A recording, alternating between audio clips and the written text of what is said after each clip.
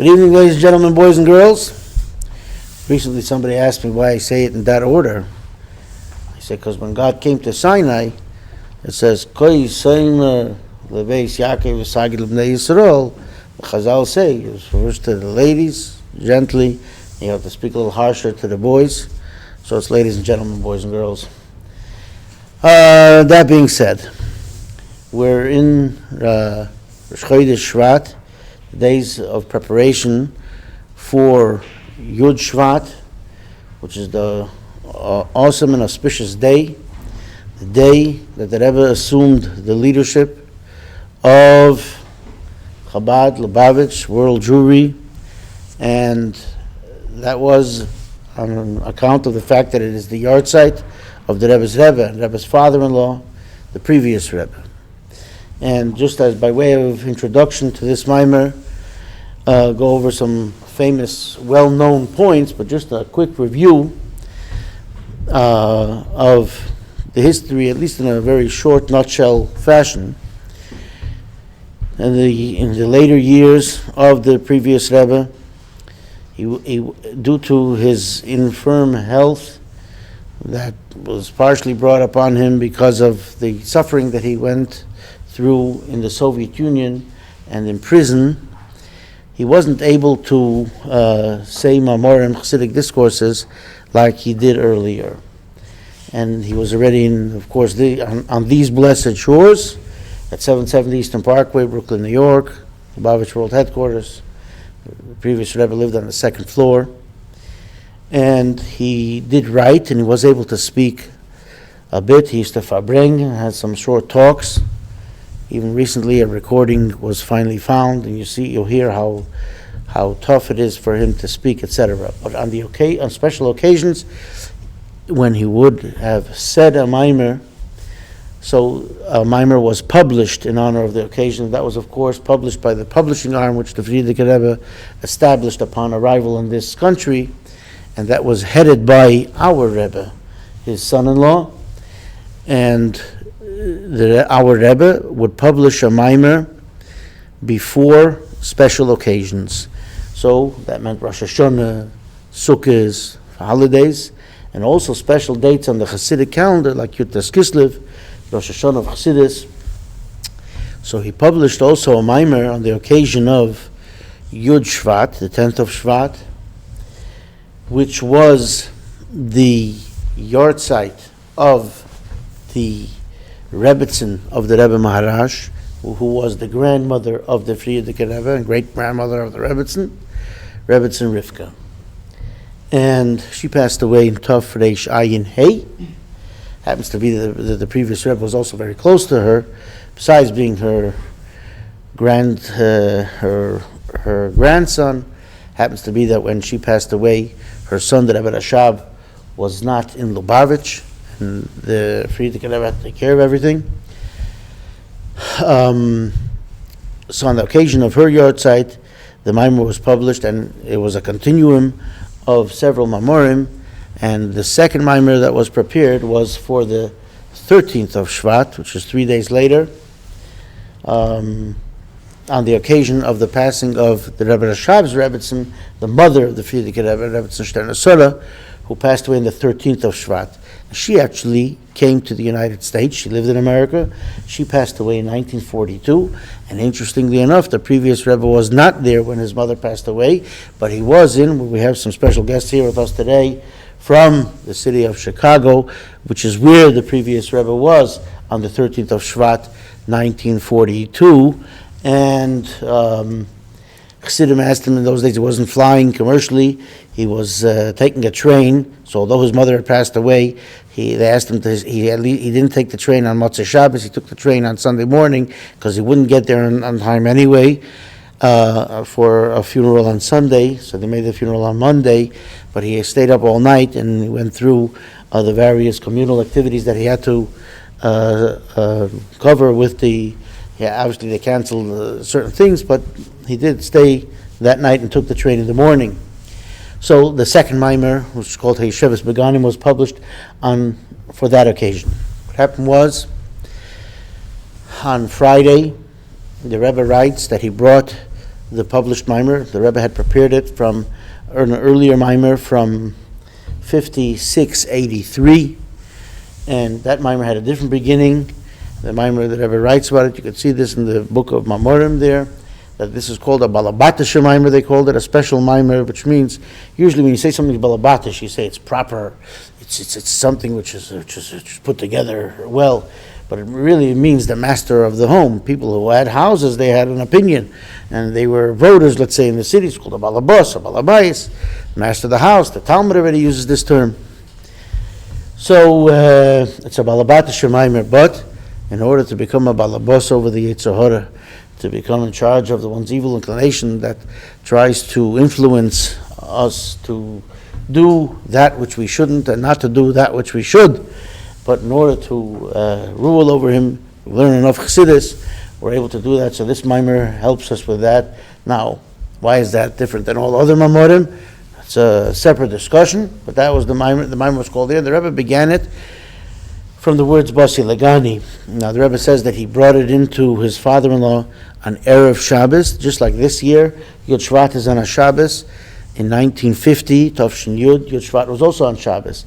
And before Shabbos, the Rebbe came into the holy study of his father-in-law, the previous Rebbe, who had his Siddur Torah Tavshin Aleph open in front of him, to the page of Hoidu and Pasach Eliyahu, the prayer that we say before Mincha on Fridays. And the Rebbe didn't want to, the Rebbe writes this, he didn't want to disturb his father-in-law, but he did come in and he put the mimer down, and it says that his father-in-law nodded with his head in acknowledgement of receiving the mimer. A very ironic or interesting providence, divine providence in that mimer, that when the word shlita, which means to live and be well for many years with good health, was missing the letter Yud, a typo. You call something like that a typo? I don't know. It was missing that letter, and on Yud, the next morning, on Shabbos morning, the previous Rebbe ascended on high. So this mimer was given out for this day, and the Rebbe had a custom, all from the first yard site and all the subsequent yard sites, because that mimer was a continuum of 4 memorim in 20 chapters. So the Rebbe every year focused on one chapter, and actually through the Rebbe's leadership up until 1990, so we went over this mimer twice, each chapter. So till and through 1970 was the first 20 chapters from 1951 through 1970, and then again 1971 through 1990, the second time around. And in this mimer, the Rebbe actually mentions that this is the second time learning chapter 15 of 1985. And the Rebbe says then that has a special emphasis too. And I'd like to point out right at the outset that this is already the second time that we're learning it the second time. So that must have whatever power that was invested in it at that time in a double, so it's double. So that's very special this year, obviously. The mimer also, that year, 1985, 40 years ago, Yud Shvat was on a Friday. And that was the anniversary of the passing. The Rebbe would, in earlier years, when in this type of instance, there were times that the Rebbe actually said a mimer on Friday night after the first part of the davening, after Kabbalah Shabbos, meaning not before Ma'ariv part. We usually say Friday night davening is a package deal from L'chuna Ranana through after Aleinu. That's it. But really, technically speaking, the first part of davening finishes after the Kaddish, which is after Kegavna. In the Ashkenaz places, it's the Kaddish after Bameh Madlikin, right? That's where it finishes. Then you start Ma'ariv. So after the Kaddish of Kegavna, actually they stopped, and the Rebbe actually said the mimer He said his mimer from the place where he sat at the Farbrengen, not at the place where they were davening. So a lot of people wouldn't go to where their davening spot. They were already set up for the Farbrengen because they knew in advance. That happened several times. But already in Tavshim Mem Hey, it wasn't that way. It happens to be that after Shacharis, the Rebbe was waiting for the announcement when will be Mincha, and the Gabbai at that time, Rabbi Moshe Pinchas Katz, Olav Sholem, was not sure when the Rebbe wanted it, and actually, the Rebbe's secretary, Rabbi Groner, asked the Rebbe when it's going to be Mincha. The Rebbe said that's up to the Gabbai. So he said it'll be at 4:45, because then more people would be able to attend. People that were either not back from Mivtzoyim, from doing the going on spreading Yiddishkeit throughout the city, etc., and people who would be at work or whatever it may be. And indeed, that's how it was. I had the privilege to be present there for the tefillas, and in those years already, it was just Friday night was the regular davening, but the Farbrengen on the occasion of Yud Shvat that year was the Shabbos Farbrengen, which followed Yud Shvat, and it's really the 11th of Shvat. I had one more thing here, and that is that in the later years, the Rebbe placed a bit of a significance on the day of the 11th of Shvat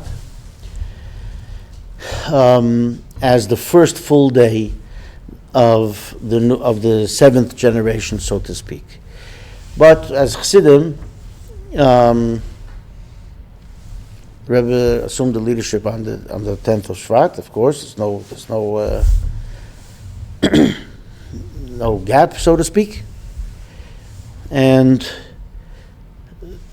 I think it may be akin to if you say when is Pesach, it's on the 15th of Nisan. No one says it's the 16th of Nisan, right? It's also the second day. Yud Tes Kislev, we say Yud Tes Chof Kislev. So some people say Yud Yud Aleph Shvat, but that's not how it was all the years. But I just wanted to put it out there. And the 11th has always something significant. It's 2 months before the Rebbe's birthday. The 11th has the significance of being one more than the complete. It's after you've finished one complete cycle of 10.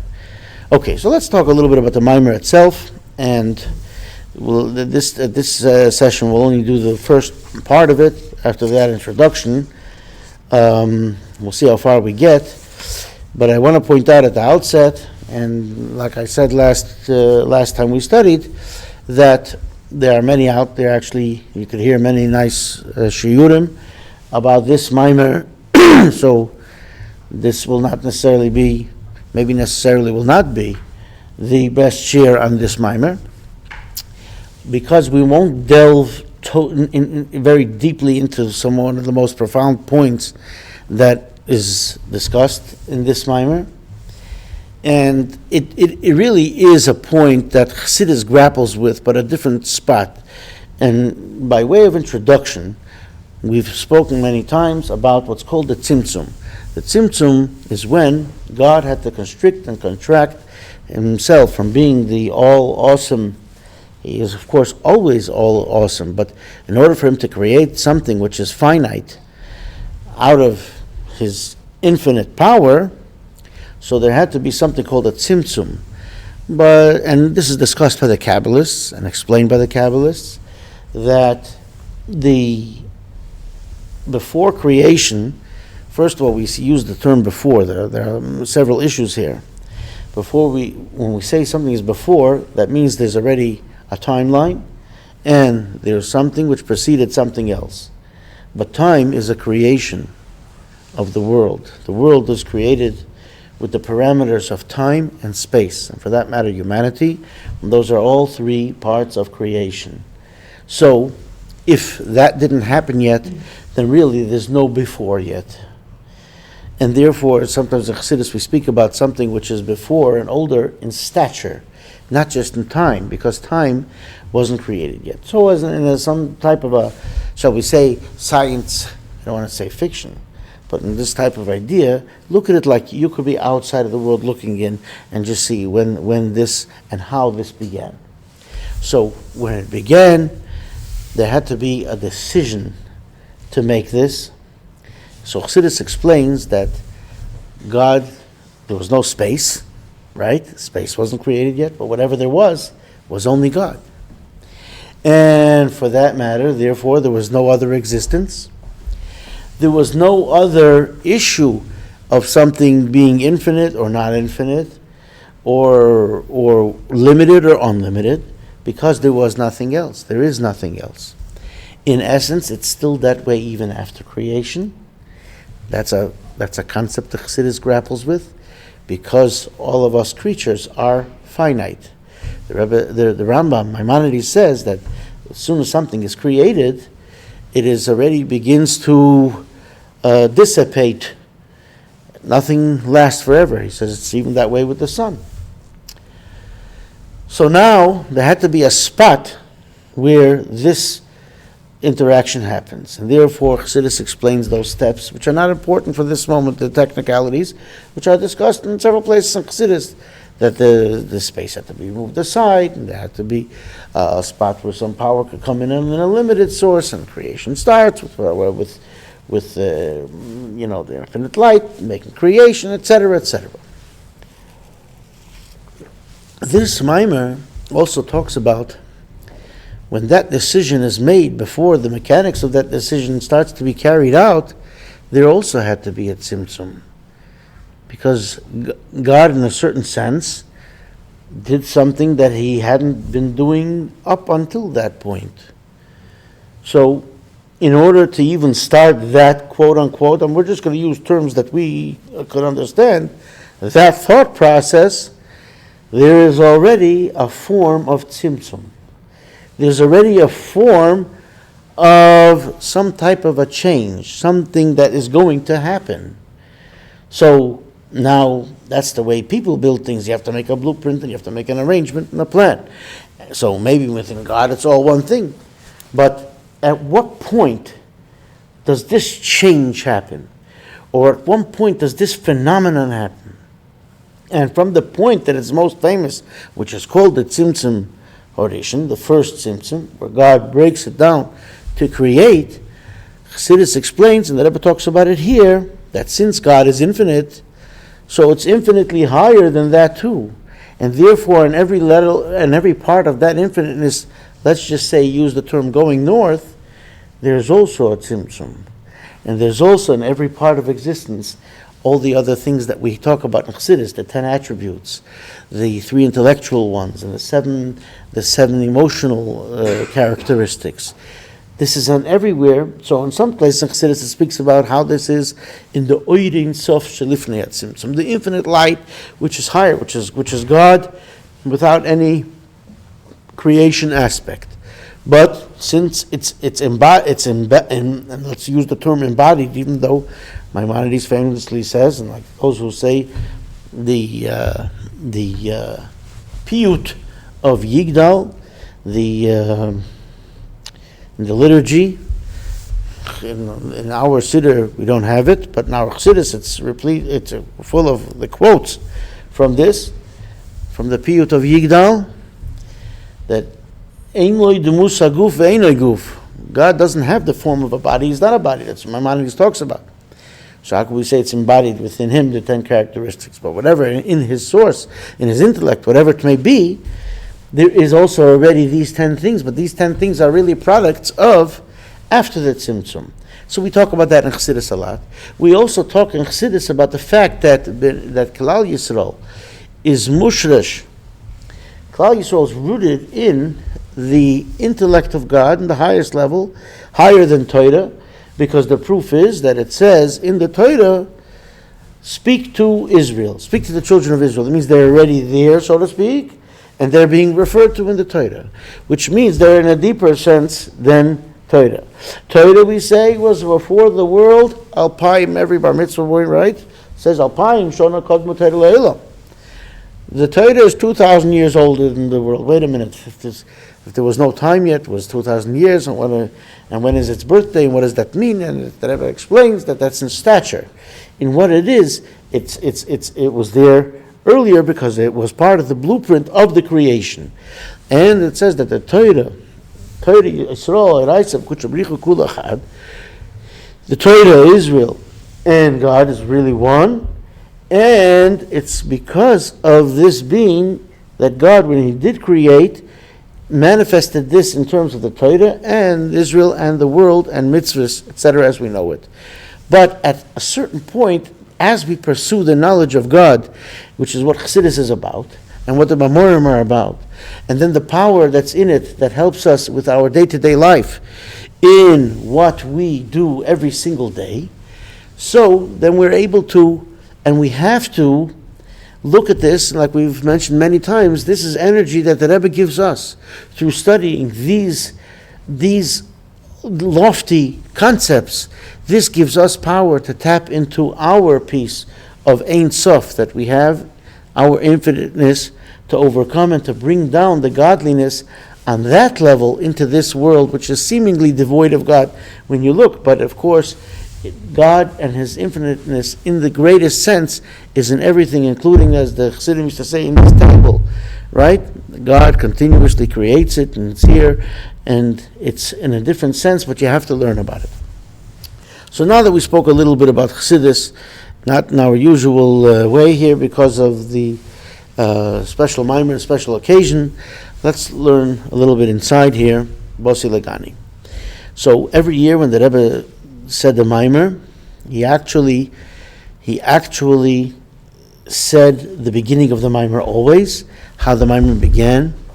And there are a lot of things that, by the way, allude to the seventh generation, and it's really more of a different farbrengen another time, and how the Rebbe says, V'isiv medrash Rabbi imkoimoi, it says in the medrash in that spot, it speaks about a certain rabbi whose name was Yosef, and he had a son-in-law whose name was Menachem. If you look in the medrash Rabbi on this pasuk, etc., there are a lot of interesting things here, and that allude to what was going on.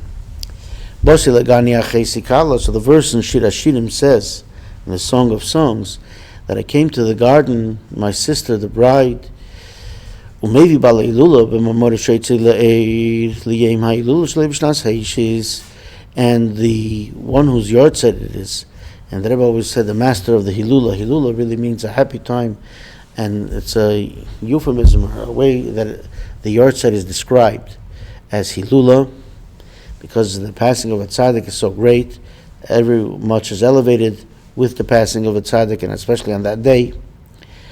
In his discourse that he published for the day that ultimately would be his Yom Hilula, his Yortzeit, in the year of 5750,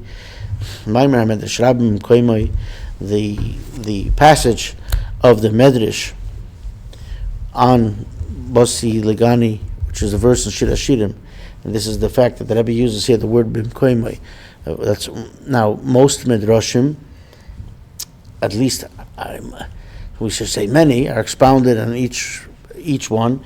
Now, of course, medrash is famous indeed to in a parsha, let's say in parsha Shmais, to bring psukim from other places. So that's really ostensibly why it says here bimkoimoi in its simplest format, because here bimkoimoi means that it's in the medrash Rabbi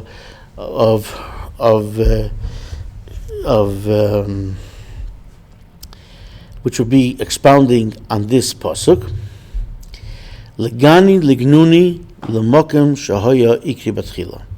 It says that I came to my garden. What does my garden mean here? The garden means my place where I feel good, where I have pleasure. And it's called lignuni, place where I feel very good. I feel relaxed, where it's pristine, where it's beautiful. It's not just a garden, but it's a place of tranquility, consolation.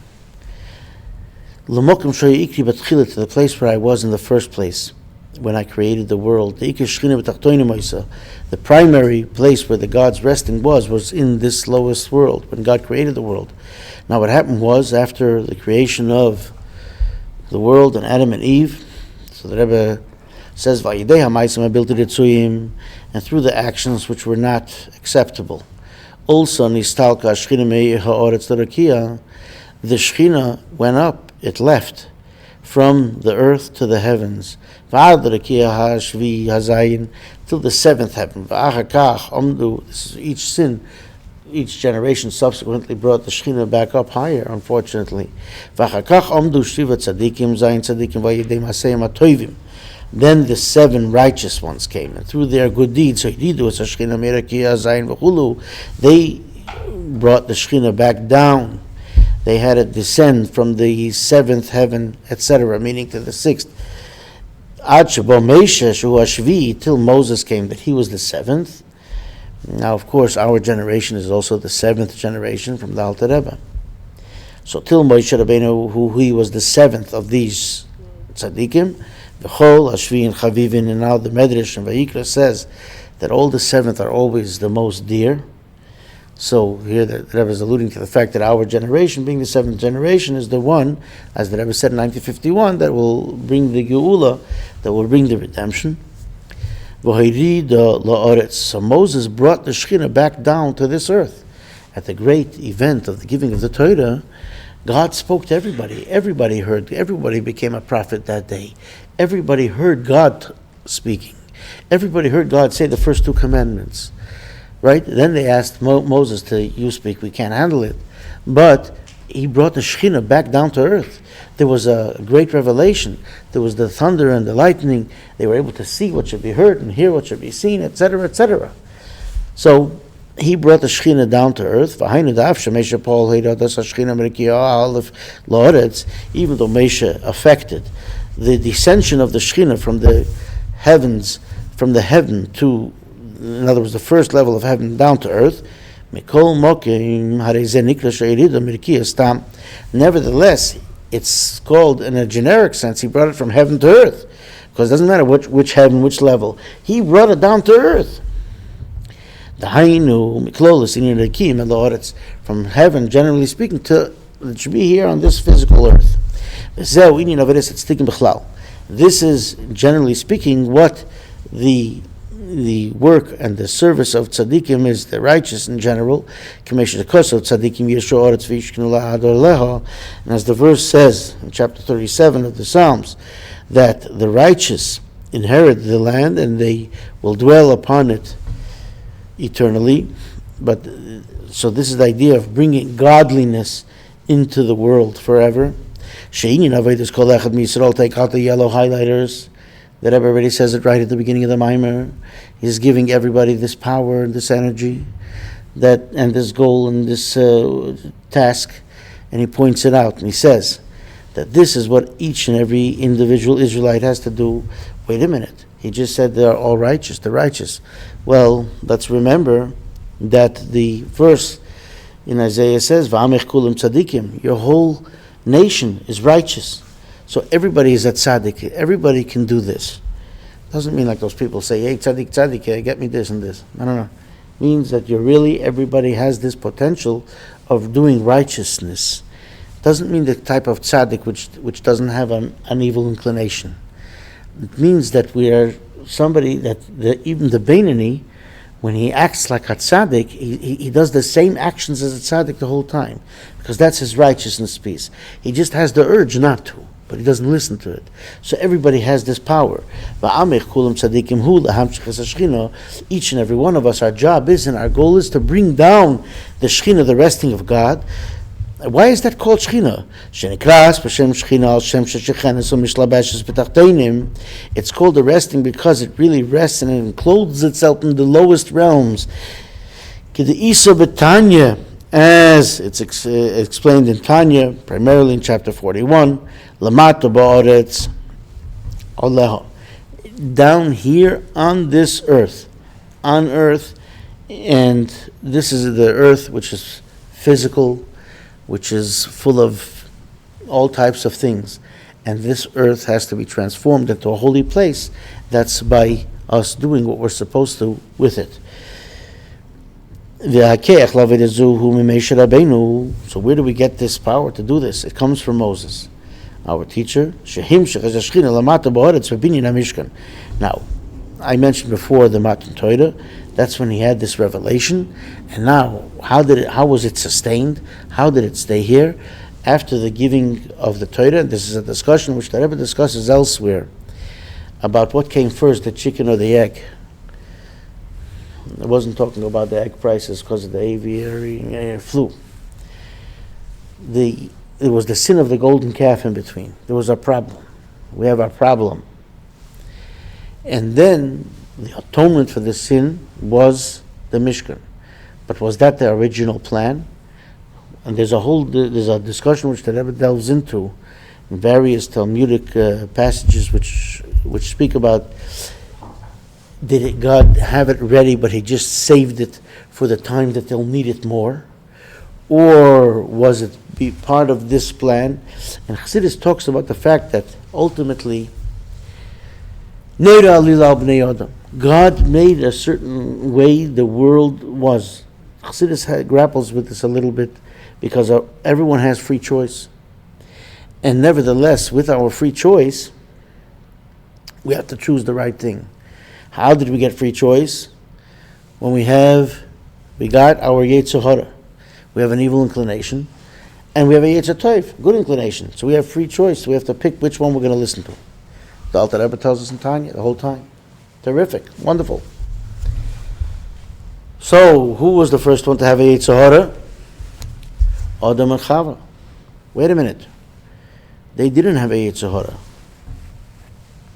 So if they didn't have a Yetzer Hara, how did they do the wrong thing? How did they have freedom of choice? Well, they had to get encouragement. That was called the Nachash HaKadmoni. The Nachash HaKadmoni, the snake. So this says this also. Chassidus is based on Talmudic passages. This snake that came over, he was the Yetzer Hara in this case, and he already had a piece already of this Yetzer Hara. God had to create it. If not, it would have been impossible for them to sin. They would have been robotic, like angels. An angel doesn't have a Yetzer Hara. Angel doesn't have an evil inclination, never does something wrong. So the snake told Chava, convinced her, and then she convinced him. And when they ate from the Eitz Hadas, the tree of knowledge, then they got in their Yetzer Hara, and that's how they knew they didn't have clothes on. Right? That's what happened. Because till then, everything was just plain. Blah. So now we're in Rosh Chodesh. It's important to talk about this. So it says that we're going to read, when we have Musaf, we read of the offering, it's a Sir Usoy Lachaper. There was one goat as an atonement offering. And that God says, God also does tshuva on Rosh Chodesh. Why? Because there was a discussion after he created the sun and the moon. They were both the great luminaries, right? And the moon famously came and said, hey, you can't have two kings ruling with one crown. So God said, you diminish yourself, which you did. The moon is the smaller one, and it's called the Moira Kotin, the smaller luminary. It actually receives its light from the greater luminary. And God already says he already has to do tshuva for that. That was the first part of something that was coming from the realm of not necessarily why did the moon even come with such a claim, and if so, why didn't God say, hey, you could both share, you could be nice? He could have already started the utopian time right then. He could have told the moon, if that's the way I made you, you could work this out. But instead he says, no, you diminish yourself, and that started this ball rolling. And for that God says, but he wants the ultimate time for when Mashiach comes. So for that, he does tshuva.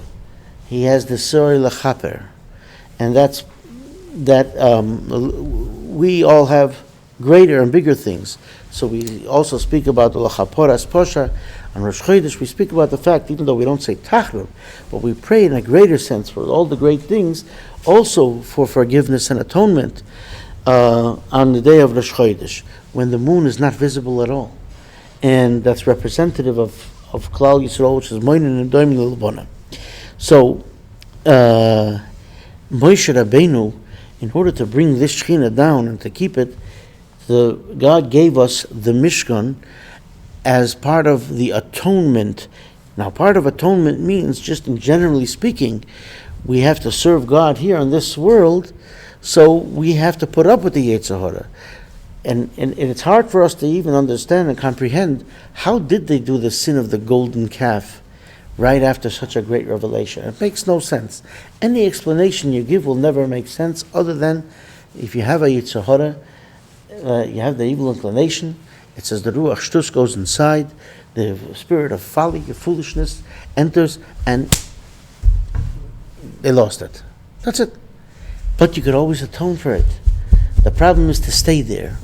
And the Mishkan was to bring up this continuous light. Not just everything was atonement, there was service to come closer, to illuminate. The shulchan, the table with the bread and the light, the menorah. Then there was the altar of incense. And then there's the altar of the atonement, and not every offering was for atonement either.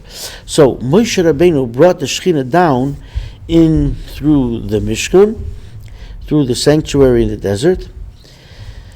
So therefore he gave us the power to bring the Shekhinah to this earth. So the energy and the power for us to serve God in this way comes from our teacher Moshe, which brought the Shekhinah down to earth upon building the Mishkan.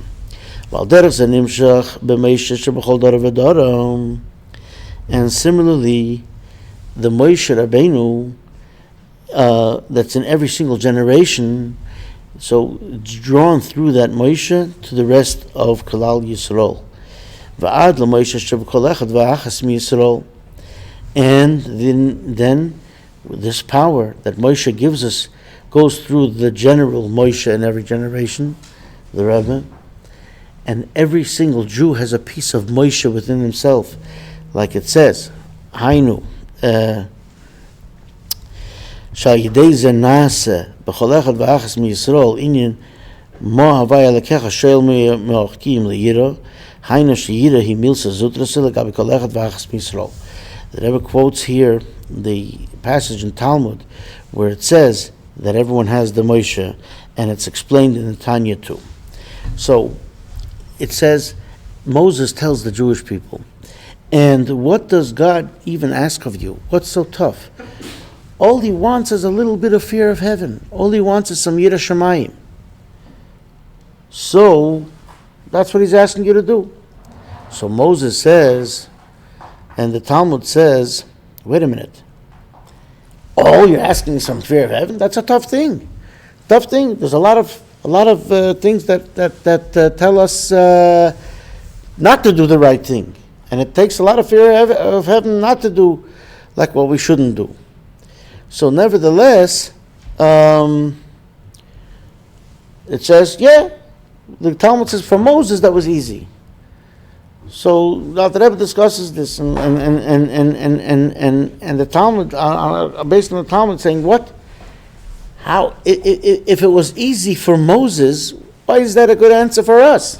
For Moses, it was easy. Moses was a great guy. Moses was split the sea. Moses spoke to God. So for him, it was easy. But how does that answer the question for us? Just because Moses thought that we all could do it too, so he thought the world like him. So the sages tell us yes, because we each have that piece within ourselves of Moses. We each have a piece of Moses in us. And for that piece, that gives us the power to continue and to have this fear of heaven and to do what we're supposed to do, etc. So that's what the Rebbe says here, that the Moses that's in each and every individual, that each and every one is able to accomplish within themselves the fulfillment of what is God, our God, asking from you, just to have some fear of God, because fear is a small thing for each and every individual, because it's a small thing for that piece of Moses that we have inside each and every one of us. And I neglected to say, take out the yellow highlighters and put it out, because here the Rebbe says again, Kol Echad V'Achas Yisrael, he's giving us the power. This is the hashpah of the Rebbe, the energy that the Rebbe gives us when we study this Torah. The Rebbe gives us the strength in a revealed way of cognizance, of focus, and of energy to be able to overcome our own struggles with whatever it is that the Rebbe is teaching. And here it's straight up Yiras Shamayim. And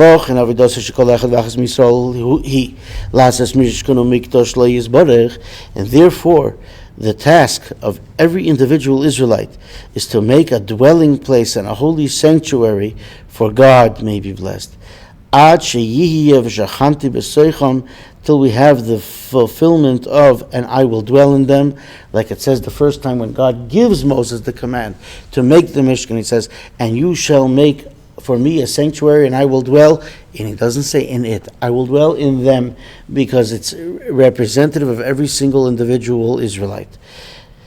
Every individual Israelite, and more particularly, it's our job to transform darkness to light,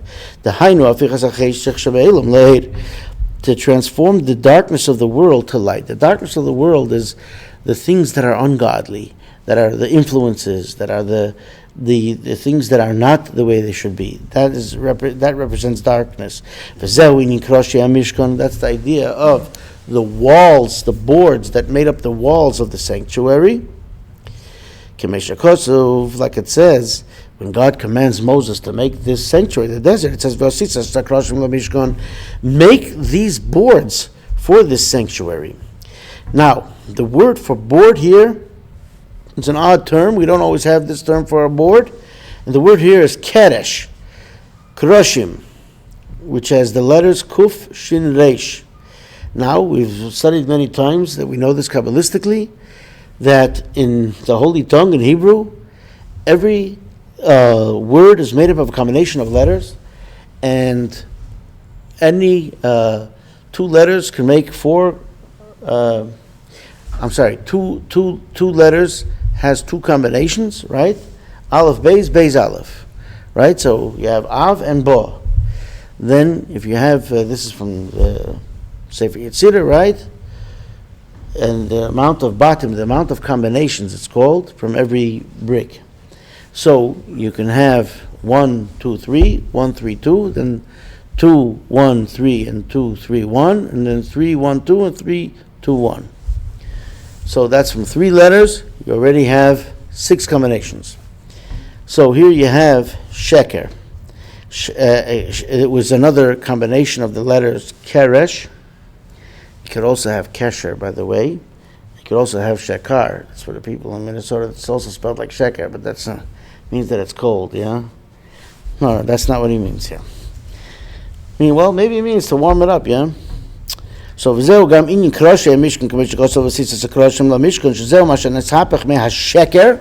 We transform from the 3 letters that would write the word sheker, which means lie, falsehood. Sheker, shin, kuf, resh. Transfer that, change it around, and make kuf, resh, shin, which stands for keresh. Now, in other places, it explains also that it happens to be that that's alphabetical order. Keresh, the board, in the order of the Aleph base, it happens to be that these 3 letters are exactly in order in this particular slew of these 3 letters. And that also adds significance to it. Elsewhere, it also speaks about the fact that these letters, it's ironic that this means a board. From these boards, you make a wall. And this already is Talmudic, that it says that these 3 letters, it says sheker, ein lo raglayim, these 3 letters of shin, kuf, resh, doesn't have feet. If you picture the way it looks in a Torah, they're all lopsided. It takes 2 legs to stand, so these 3 don't have They each don't have two legs, so to speak, because the shin is really standing on a point, like it's written in the Torah, so it's like one leg, can't stand. The kuf would be very lopsided because it has just a leg on the right. The one on the left goes way below, so again it can't stand. And the resh only has a leg on the right. So it means falsehood, it can't stay. The only reason why falsehood exists, because every lie, in order for it to take any semblance of possibility to be believed, is because it has some truth to it. Let's say just about what you're lying about might be the truth. The rest might be the lie. But that's a whole nother story. So, we have to transform shezehu ma shenishapech me'asheker sheker reisis keresh shebe'elam, to transform the falsehood of the world. The elam, when we lashon helam v'hester, the word for world, olam, comes from the term which means concealment, hiding and concealed. Shezehu inyan hasheker, that's falsehood, because you don't see what's real. You don't see what's there. So here you don't see the godliness. Godliness is hidden. And it's our job and task to transform this falsehood to a board to stand, so that the sanctuary stands, to make a sanctuary for God, may He be blessed.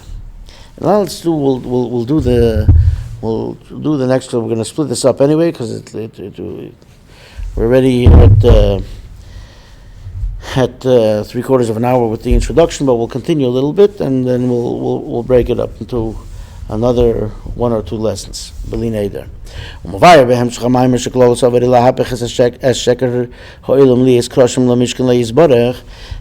explains in the subsequent parts of the Maimer that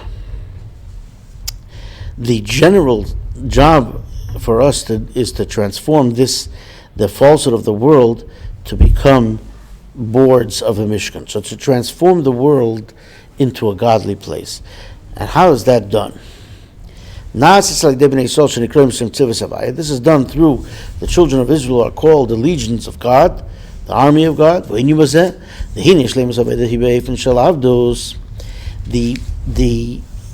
ultimate type of serving God is as a servant. I want to point out here that in the previous two Mamorim, before the Maimer of Basi Legani, and actually we recorded both of those two Mamorim beforehand, and this just illustrates the continuum, that Rebbe mentioned this idea of Moshe Rabbeinu and the fact that his service was so unique because he also was able to serve God as a servant, and that's so special.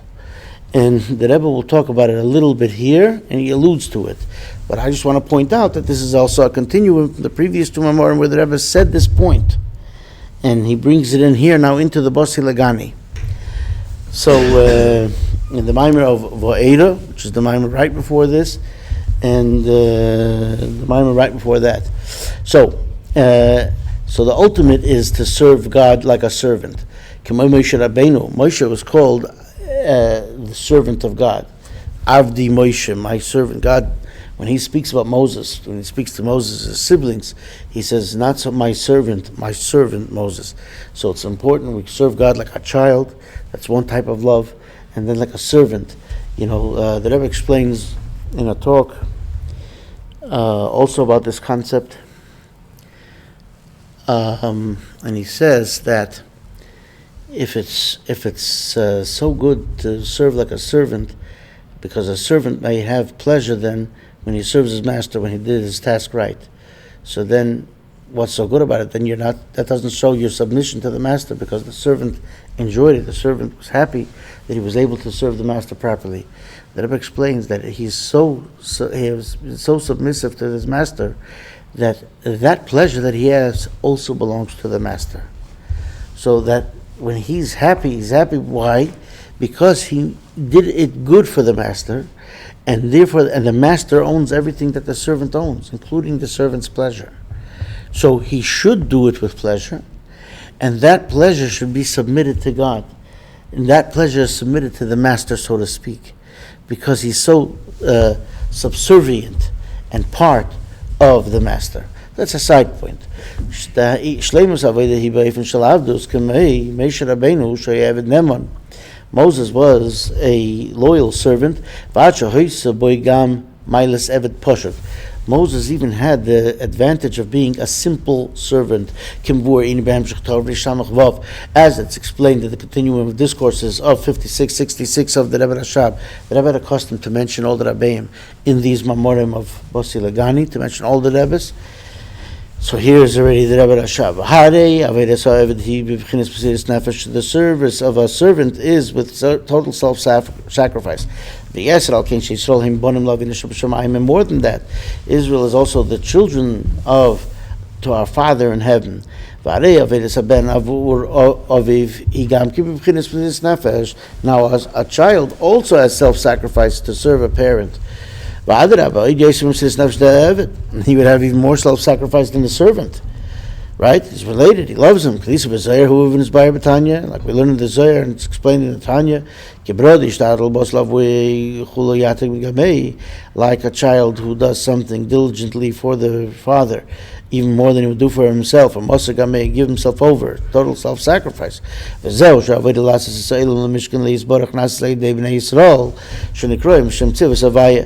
this is the idea that the task is to make the world into a dwelling place for God, and that's done through the children of Israel, who are called the legions of God.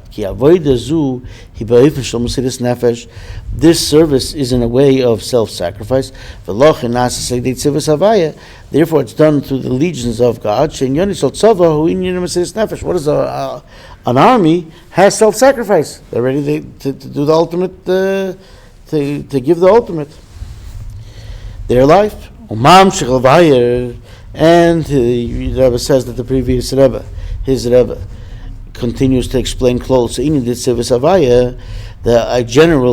and this is in the 15th chapter of the Maimer, of the original Maimer, that the army of God, he explains what does this mean. According to an analogy, a parable of a king of flesh and blood. That in order for the king to be victorious in a war, the king opens up his greatest, most precious treasures. The Hainu, and by the way, other years the Rebbe actually delves into what the treasures are. This idea of he's willing to give everything for the eternity of his kingdom, for the victory of his kingdom. So that's this idea of this oitzer. Meaning to say that all the treasures that were gathered and collected, he and his fathers, the previous kings, the most precious treasures, precious of precious. They're hidden and they're concealed from the eye of anyone to see. They're locked up in a room within a room, within chest within chest. That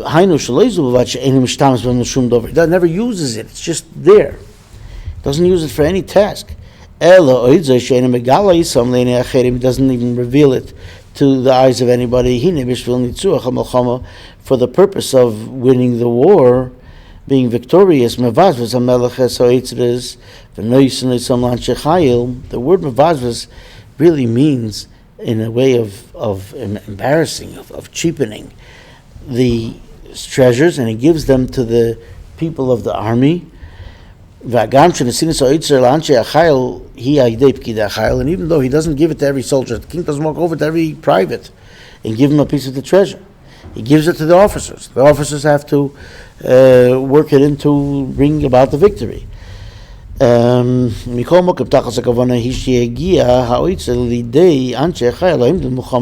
nevertheless, the ultimate purpose is that the treasure should reach even the simplest soldier, the private who's standing in war on the front, so that they shall be victorious in the war. Whether it means weaponry or whether it means whatever it takes, they're getting from that treasure so that they could bring about the victory. Through this parable, we can understand that which is being explained and described.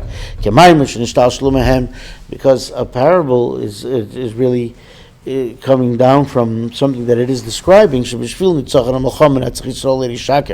for the purpose of the victory of this war, the eternity of Israel, which is not false, which is forever, and it's stronger than anybody. So, like the prophet Samuel says, we cheapen all the treasures from above. We give them out. We give them to every soldier through the officers of the army, as it's explained elsewhere. In Chassidus, the Rebbe talks about it. Here, the Rebbe explains what is this treasure that we have, that we're able to give out everything and bring about what we have to do. We mentioned it earlier. It's the treasure of the fear of heaven, which is given to us in this way, that we have this little piece of Moses, and we have this in a way that even though we have a very tough influence, the Rebbe used to refer to it as the Kluginke, the genius, that it was so smart and wise to tell us, don't do like what you're supposed to do, or don't do what you shouldn't do. Yeah. So we are given this treasure of fear of heaven. Wait a minute. Regarding that, it says, everything is in the hand of heaven except the fear of heaven. If that's the case, what's this present? So that question was asked, and the answer is that it's up to us to go to the buffet and take it. It's available. You have to choose to take it, to use it, but it's there. It's available. So you have to help yourself. Therefore, if you look carefully, that's what's given to the general. You have to make sure to take it from the general. It's given to the people who are standing in this battle, this war. It's given to everybody who is standing and wants to turn the world into a sanctuary and a holy place for God. The Rebbe says you can add that this is pertinent now in the last generations, right before Mashiach comes, on the heels of Mashiach. We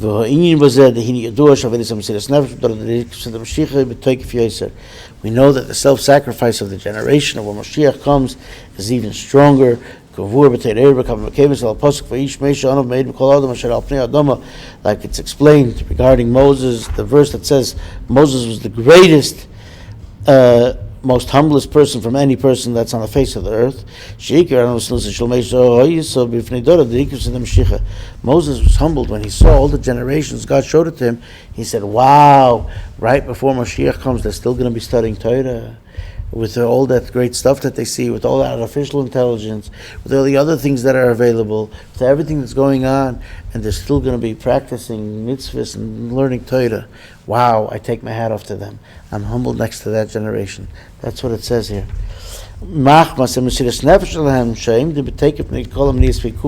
Because of their self-sacrifice, that they stand steadfastly before any hindrance or obstacle, and especially those that scoff and make fun and laugh, like it says in the beginning of the Shulchan Aruch. Don't be embarrassed or ashamed. We have to be proud and in the face of those that criticize and laugh and make fun. To the extent that we're not embarrassed in front of those that scoff. And specifically through the service of the generation of the heels of Mashiach, we come to the fulfillment, the ultimate of building him, the third temple. Make for me a sanctuary, and I'll dwell in them. Like it's to me the third temple, and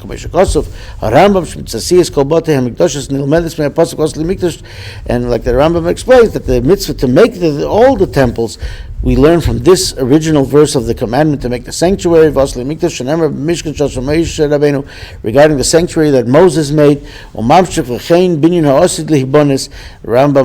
says that will be also the temple that will be built in the future, the third temple,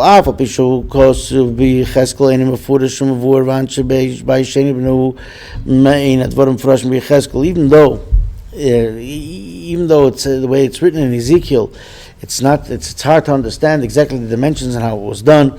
And the people of the second temple made it however they did it, like as best they could, like it says in Ezekiel. But but the third temple will be the eternal, everlasting temple. Will be forever. Like, and certainly more so than the temple that was made in the desert by Moshe, the whole Ma'aseh Yedei Moshe Nitzchim, because whatever Moshe did is also forever. And